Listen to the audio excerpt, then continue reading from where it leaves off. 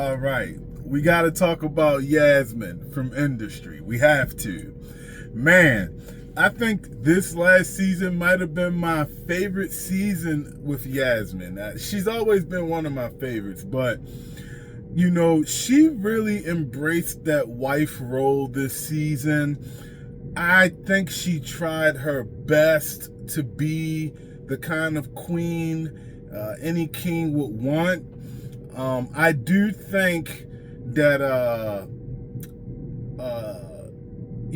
she made certain compromises for power that was based off of insecurity. I think once Yasmin masters her insecurities, she'll start to have that same strength that she sees in Harper.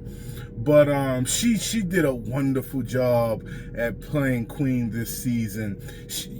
Think about a chessboard. How the king can only move so far, but the queen can kind of go wherever she wants.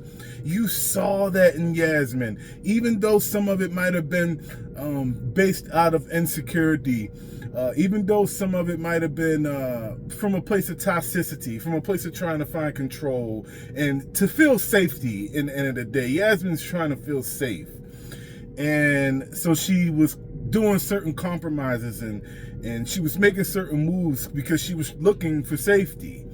And Prince Henry, when he was broken, because you remember Prince Henry was broken last season, she built him up.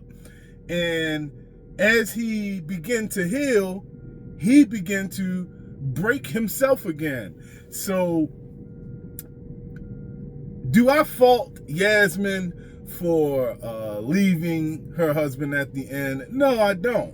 Because there were plenty of times when she was trying to reason with him and talk with him, but he didn't want to see her as his equal.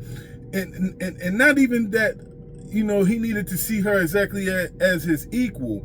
He didn't even acknowledge her as his other half or as somebody who should be held in a higher regard than others. I mean, this dude was comparing his wife to his maid.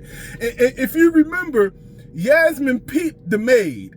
She peeped that he most likely slept with that maid. That's why that maid wasn't trying to listen to her in the beginning of the season. That's the only reason why she forced him to sleep with the secretary, because she knew, he's gonna end up sleeping with the secretary. So she was trying to control the situation. But you can't control somebody that lives in delusion. Somebody that lives in delusion, only thing you can do is let them stay there.